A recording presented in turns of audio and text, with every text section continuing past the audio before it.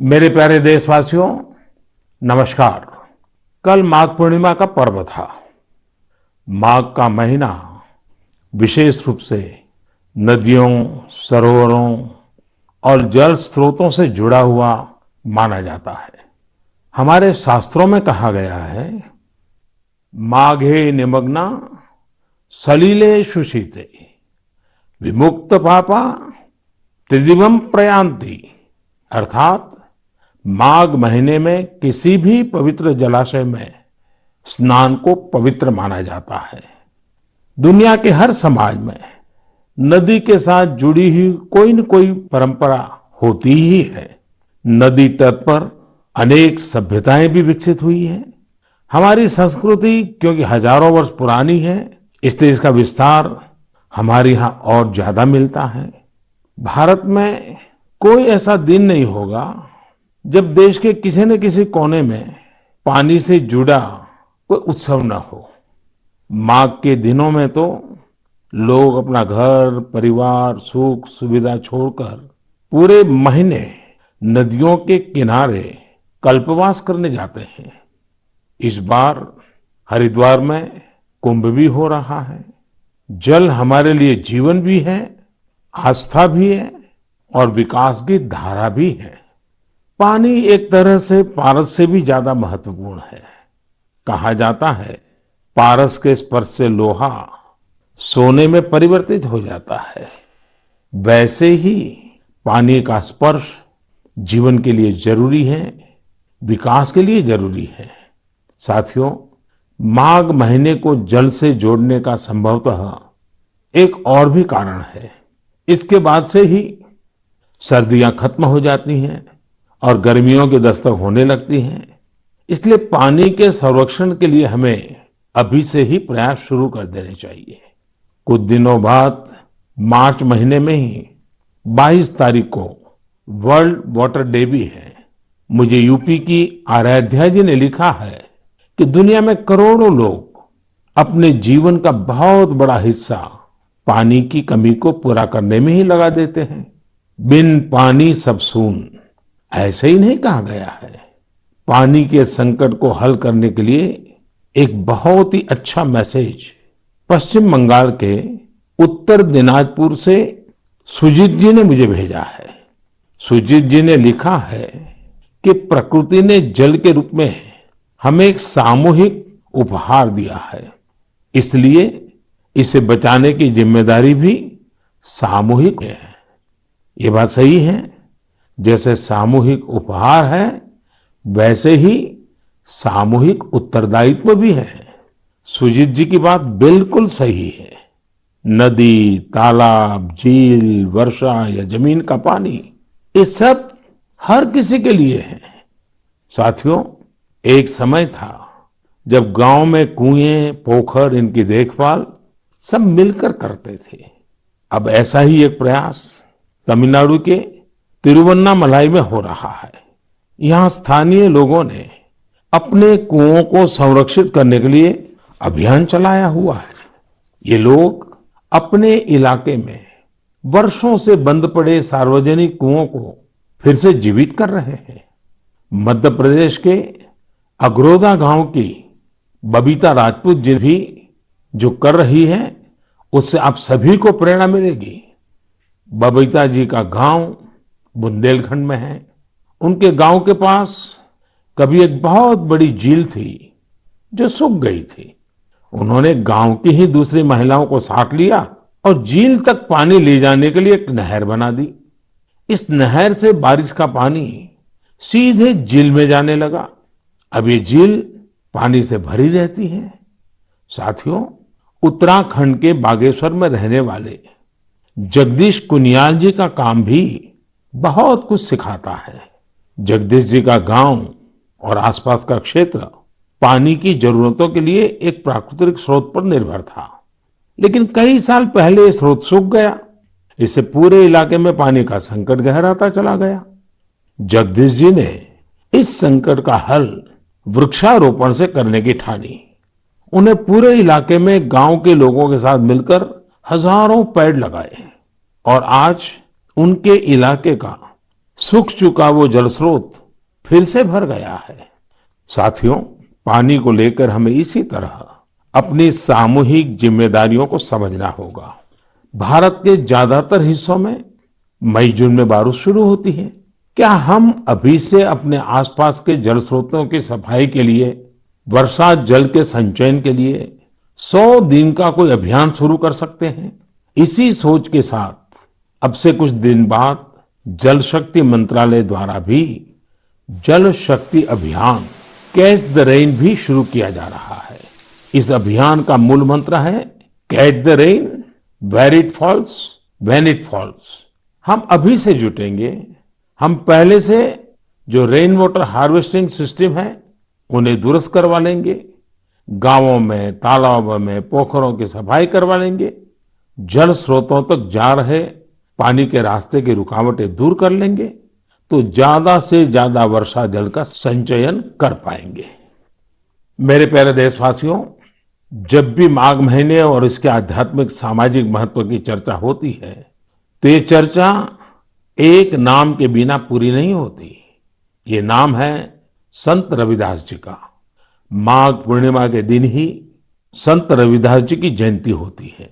आज भी संत रविदास जी के शब्द, उनका ज्ञान हमारा पथ प्रदर्शन करता है।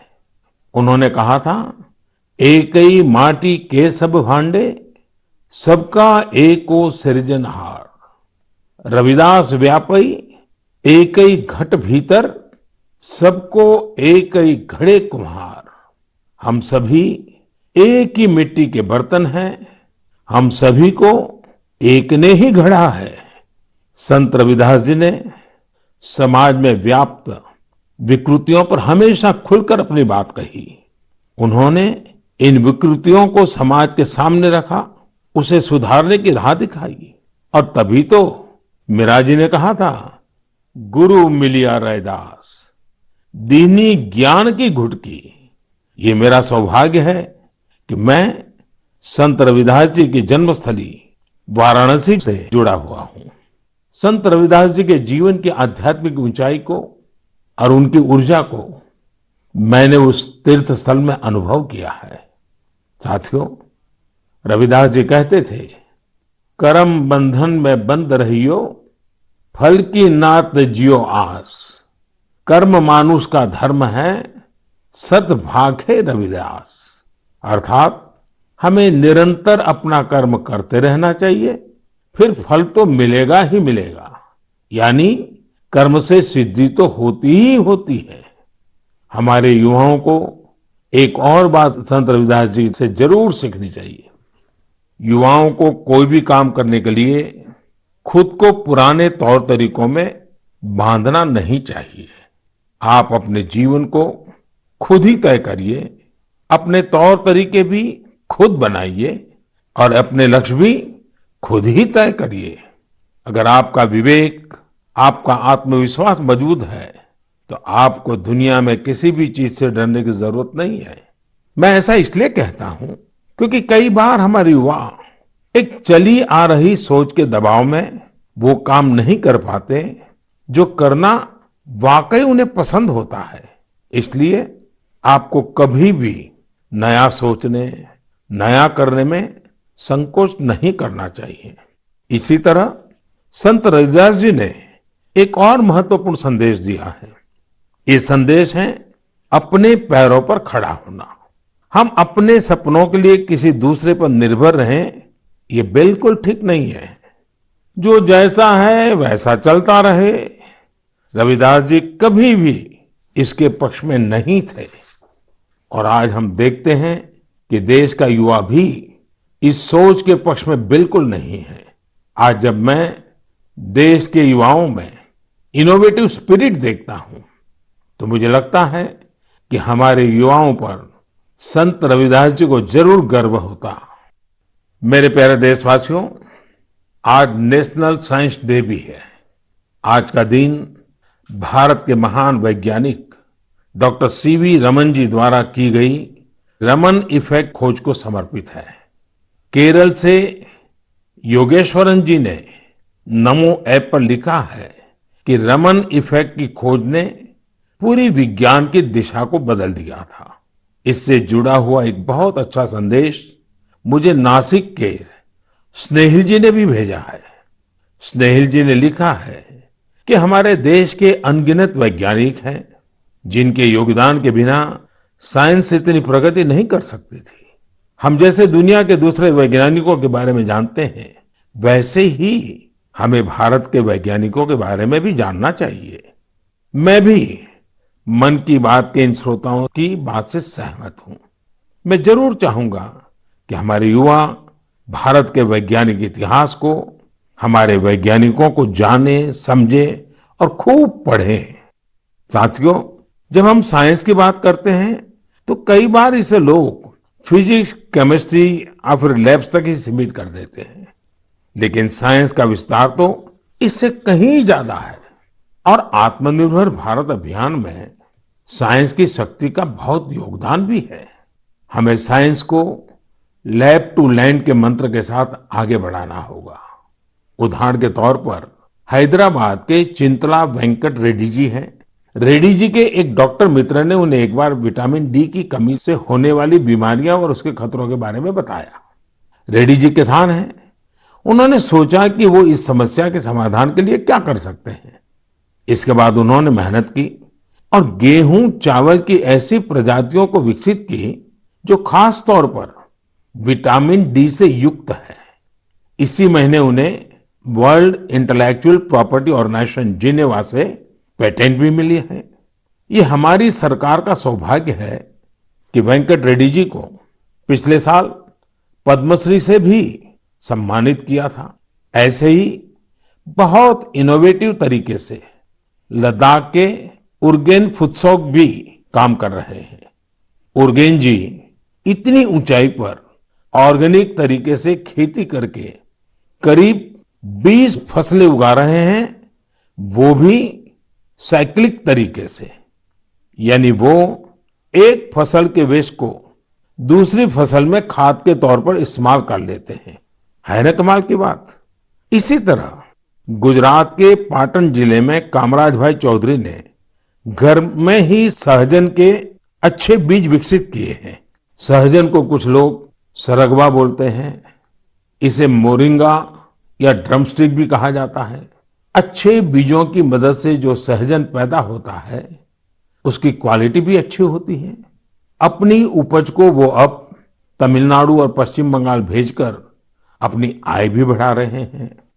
साथियों, आजकल चिया सीड्स का नाम आप लोग बहुत सुनते होंगे। हेल्थ अवेयरनेस से जुड़े लोग इसे काफी महत्व देते हैं और दुनिया में इसकी बड़ी मांग भी है। भारत में इसे ज्यादातर बाहर से मंगाते हैं, लेकिन अब चिया सीड्स में आत्मनिर्भरता का बीड़ा भी लोग उठा रहे हैं। ऐसे ही यूपी के बाराबंकी में हरिश्चंद्र जी ने चिया सीड्स की खेती शुरू की है। चिया सीड्स की खेती उनकी आय भी बढ़ाएगी और आत्मनिर्भर भारत अभियान में मदद भी करेगी।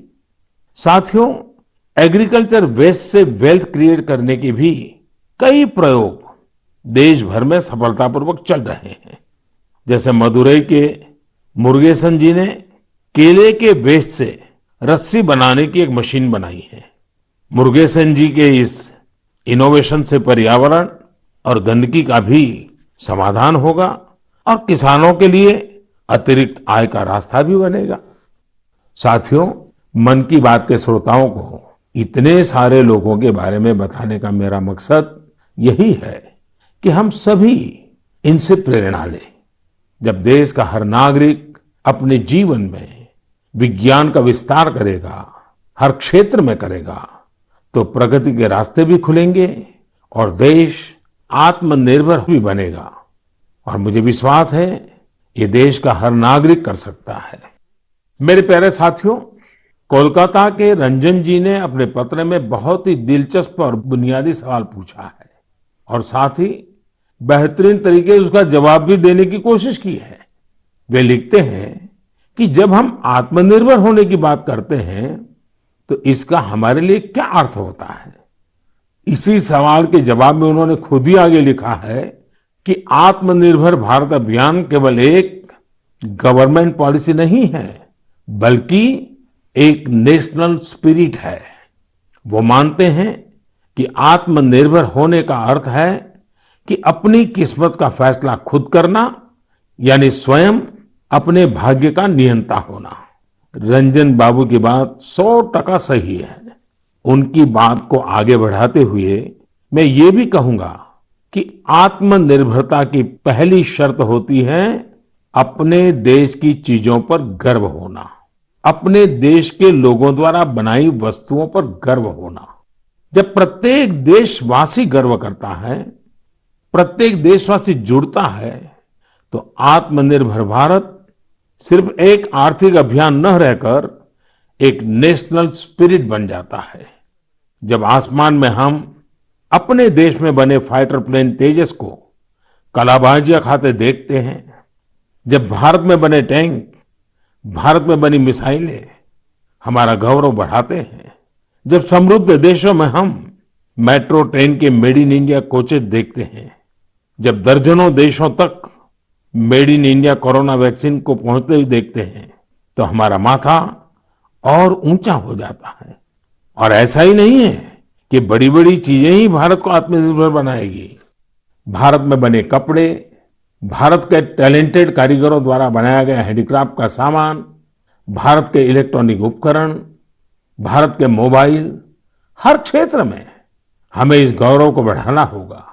जब हम इसी सोच के साथ आगे बढ़ेंगे, तभी सही मायने में आत्मनिर्भर बन पाएंगे। और साथियों, मुझे खुशी है कि आत्मनिर्भर भारत का ये मंत्र देश के गांव-गांव में पहुंच रहा है। बिहार के बेतिया में यही हुआ है, जिसके बारे में मुझे मीडिया में पढ़ने को मिला। बेतिया के रहने वाले प्रमोद जी दिल्ली में एक टेक्नीशियन के रूप में एलईडी बल्ब बनाने वाली फैक्ट्री में काम करते थे। उन्होंने इस फैक्ट्री में कार्य करने के दौरान पूरी प्रक्रिया को बहुत बारीकी से समझा, लेकिन कोरोना के दौरान प्रमोद जी को अपने घर वापस लौटना पड़ा। आप जानते हैं लौटने के बाद प्रमोद जी ने क्या किया? उन्होंने खुद एलईडी बल्ब बनाने की एक छोटी सी यूनिट ही शुरू कर दी। उन्होंने अपने क्षेत्र के कुछ युवाओं को साथ लिया और कुछ ही महीनों में फैक्ट्री वर्कर से लेकर फैक्ट्री ओनर बनने तक का सफर पूरा कर दिया, वह भी अपने ही घर में रहते हुए। एक और उदाहरण है यूपी के गढ़मुक्तेश्वर का। गढ़मुक्तेश्वर से श्रीमान संतोष जी ने लिखा है कि कैसे कोरोना काल में उन्होंने आपदा को अवसर में बदला। संतोष जी के पुरखे शानदार कारीगर थे, चटाई बनाने का काम करते थे। कोरोना के समय जब बाकी काम रुके, तो इन लोगों ने बड़ी ऊर्जा और उत्साह के साथ चटाई बनाना शुरू किया। जल्द ही उन्हें न केवल उत्तर प्रदेश बल्कि दूसरे राज्यों से भी चटाई के ऑर्डर मिलने शुरू हो गए। संतोष जी ने यह भी बताया है, इससे इस क्षेत्र की सैकड़ों साल पुरानी खूबसूरत कला को भी एक नई ताकत मिली है। साथियों, देश भर में ऐसे कई उदाहरण हैं जहां लोग आत्मनिर्भर भारत अभियान में इसी तरह अपना योगदान दे रहे हैं। आज यह एक भाव बन चुका है जो आम जनों के दिलों में प्रवाहित हो रहा है।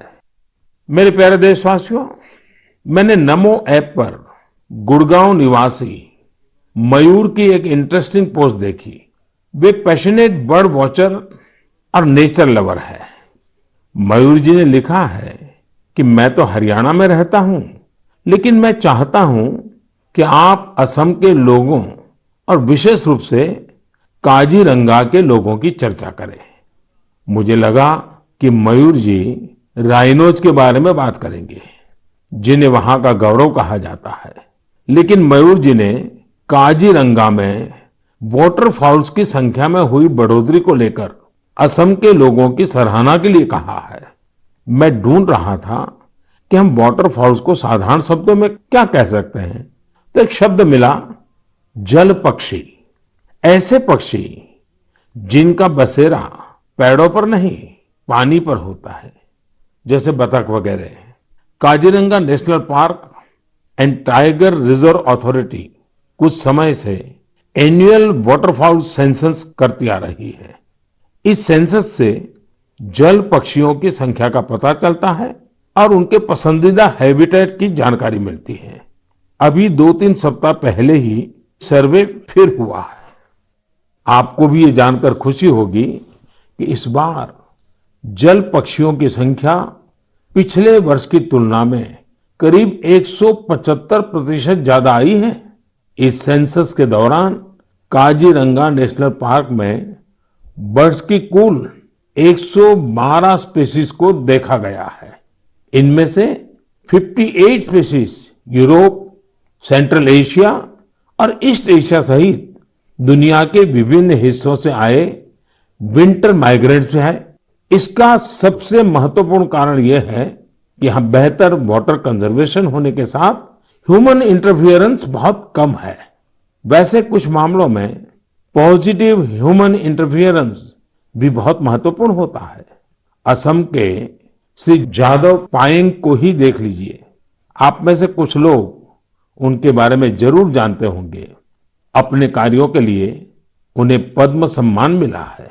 श्री जादव पायेंग वो शख्स हैं जिन्होंने असम में मजुली आइलैंड में करीब 300 हेक्टेयर प्लांटेशन में अपना सक्रिय योगदान दिया है।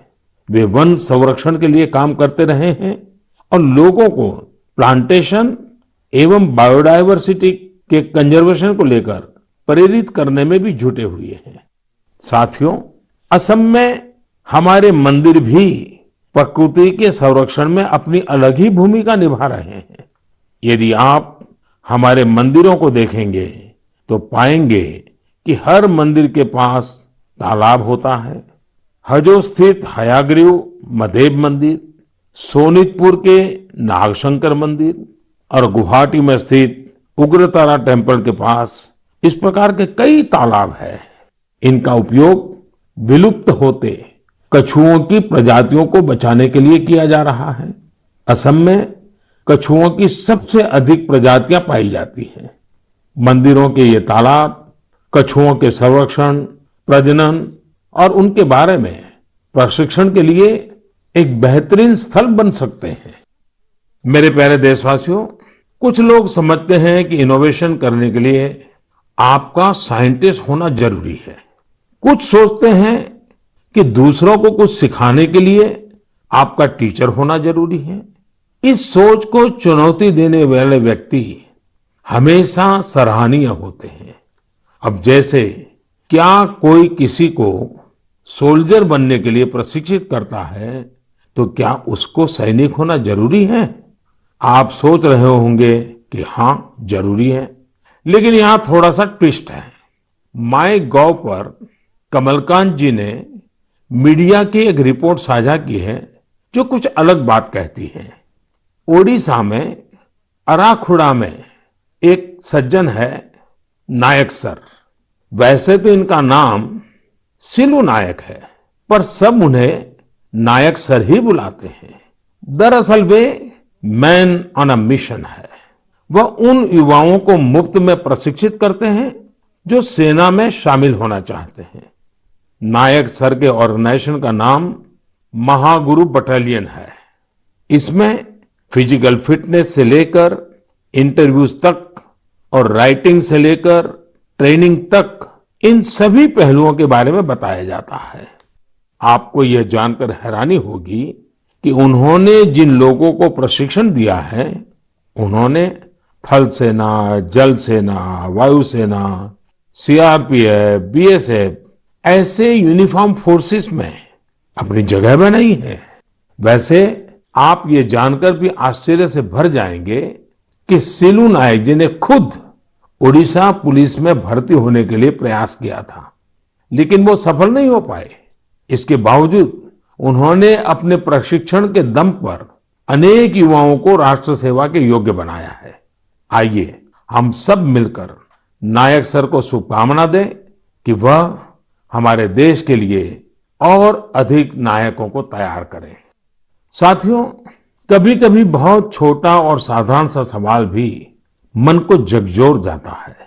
ये सवाल लंबे नहीं होते हैं, बहुत सिंपल होते हैं, फिर भी वे हमें सोचने पर मजबूर कर देते हैं। कुछ दिन पहले हैदराबाद की अपर्णा रेड्डी जी ने मुझसे ऐसा ही एक सवाल पूछा। उन्होंने कहा कि आप इतने साल से पीएम है, इतने साल सीएम रहे, क्या आपको कभी लगता है कि कुछ कमी रह गई?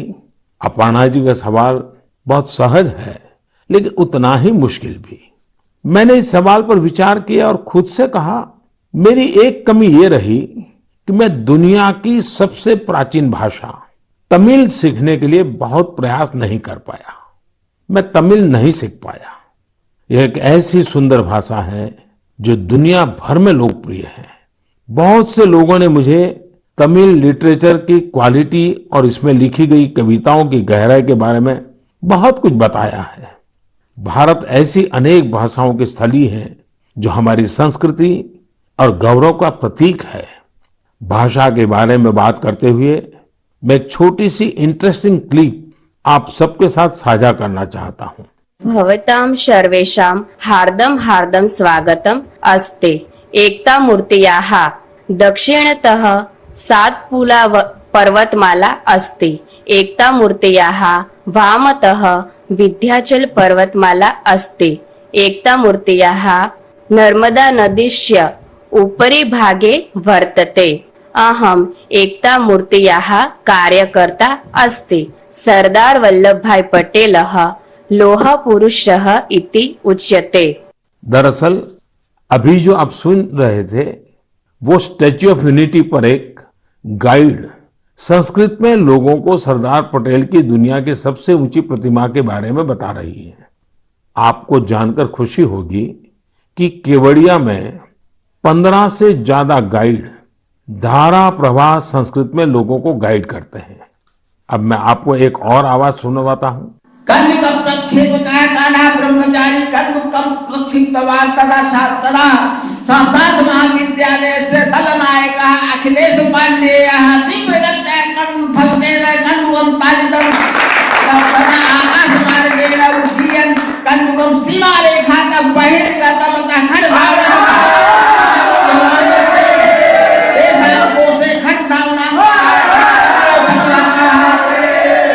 आप भी इसे सुनकर हैरान हो गए होंगे। दरअसल ये संस्कृत में की जा रही क्रिकेट कमेंट्री है। वाराणसी में संस्कृत महाविद्यालयों के बीच एक क्रिकेट टूर्नामेंट होता है। ये महाविद्यालय है शास्त्रार्थ महाविद्यालय, स्वामी वेदांती वेद विद्यापीठ, श्री ब्रह्मवेद विद्यालय और इंटरनेशनल चंद्रमौली चैरिटेबल ट्रस्ट। इस टूर्नामेंट के मैचों के दौरान कमेंट्री संस्कृत में भी की जाती है। अभी मैंने उस कमेंट्री का एक बहुत ही छोटा सा हिस्सा आपको सुनाया। यही नहीं, इस टूर्नामेंट में खिलाड़ी और कमेंटेटर पारंपरिक परिधान में नजर आते हैं। यदि आपको एनर्जी, एक्साइटमेंट, सस्पेंस सब कुछ एक साथ चाहिए तो आपको खेलों की कमेंट्री सुननी चाहिए। टीवी आने से बहुत पहले स्पोर्ट्स कमेंट्री ही वो माध्यम थी जिसके जरिए क्रिकेट और हॉकी जैसे खेलों का रोमांच देश भर के लोग महसूस करते थे। टेनिस और फुटबॉल मैचों की कमेंट्री भी बहुत अच्छी तरह से पेश की जाती है। हमने देखा है कि जिन खेलों में कमेंट्री समृद्ध है उनका प्रचार प्रसार बहुत तेजी से होता है। हमारे यहाँ भी बहुत से भारतीय खेल हैं, लेकिन उनमें कमेंट्री कल्चर नहीं आया है और इस वजह से वो लुप्त होने की स्थिति में है। मेरे मन में एक विचार है, क्यों न अलग अलग स्पोर्ट्स और विशेषकर भारतीय खेलों की अच्छी कमेंट्री अधिक से अधिक भाषाओं में हो। हमें इसे प्रोत्साहित करने के बारे में जरूर सोचना चाहिए। मैं खेल मंत्रालय और प्राइवेट संस्थान के सहयोगियों से इस बारे में सोचने का आग्रह करूंगा। मेरे प्यारे युवा साथियों, आने वाले कुछ महीने आप सबके जीवन में विशेष महत्व रखते हैं। अधिकतर युवा साथियों के एग्जाम्स, परीक्षाएं होगी।